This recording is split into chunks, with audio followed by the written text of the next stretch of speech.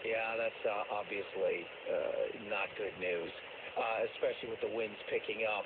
And are the winds going to be down in our area too, or is it Ventura County and north, or is it going to affect LA as well, Orange County?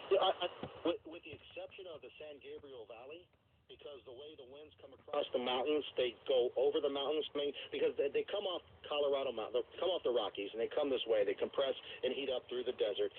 But the way they come across the San Gabriels, they don't go down into the San Gabriel Valley. They go over. Every other place in Southern California, from the Central Coast to San Diego, is under a red flag warning for the next couple of days at least, and probably into next week a little bit. So with the exception of, if you live in the San Gabriel Valley, you're not going to see these winds, and you might not see the winds all the time, but you'll get them if you're any other place in Southern California.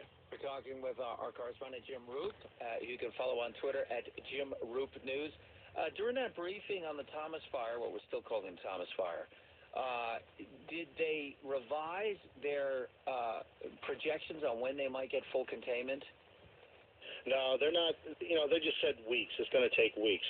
They're trying to figure out what to do. Right now, as I said, they're on Plan A, which is a direct attack on the fire.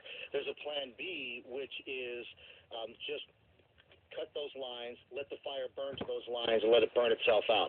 Then there's Plan C that they're considering, which would be a giant burnout situation. You're talking 3,000 or 4,000 acres that they, under the right conditions and under their control, they could get rid of a lot of that fuel. They're not there. That's again, Plan C. That's something that they have to inform the public about, and at the public meeting, everybody was a little scared that they want to do that because of the projected and forecast winds.